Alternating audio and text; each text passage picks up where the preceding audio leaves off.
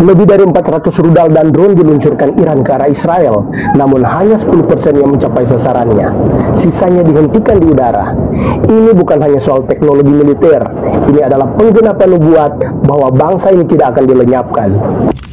Sejak ribuan tahun lalu, bangsa Israel selalu menjadi sasaran pemusnahan, dimulai dari Mesir yang membantai bayi laki-laki Ibrani, lalu Babel yang menghancurkan Yerusalem dan membuang mereka. Kemudian Roma yang menghancurkan Bait Allah dan menyebar mereka ke seluruh dunia. Di abad ke-20, 6 juta Yahudi dibantai dalam Holocaust oleh Nazi. Dan kini, serangan dari Iran dan kelompok lain terus berdatangan.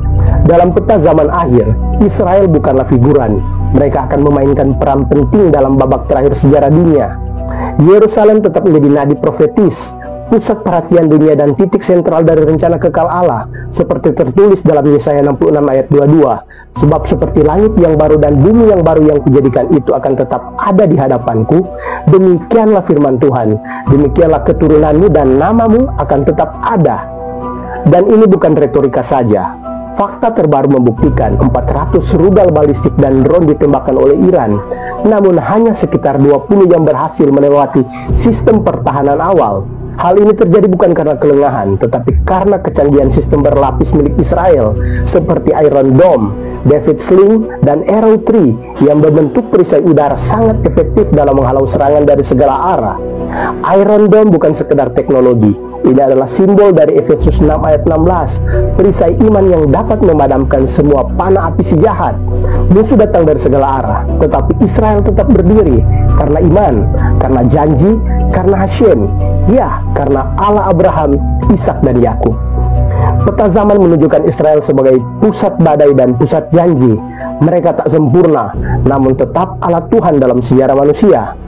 Dan Alkitab menegaskan dalam Kejadian 12 ayat 3, siapa yang memberkati mereka akan diberkati, dan siapa yang mengutuk mereka akan kena kutuk. Ini bukan sekedar urusan politik, ini menyangkut posisi kita di hadapan rencana kekal Allah. Jadi ketika kita menyaksikan Israel bertahan dari badai rudal, ingatlah, itu bukan hanya hasil rekayasa manusia, tetapi juga penggenapan nubuat. Israel masih berdiri karena firman Tuhan tak pernah gagal. Dan kamu, apakah kamu juga memiliki Iron Dome rohani? Alkitab berkata, kenakanlah perisai iman, karena peperangan rohani semakin nyata, dan penggenapan segala sesuatu sudah dekat. Perisai iman tidak akan kuat tanpa pengenalan yang benar akan firman, sebab dari situlah iman tumbuh. Iman timbul dari pendengaran, dan pendengaran oleh firman Kristus. Maka kenalilah firman itu, hidupi dan berdirilah teguh, karena waktu sudah sangat singkat, dan kita sedang berlari menuju kekekalan.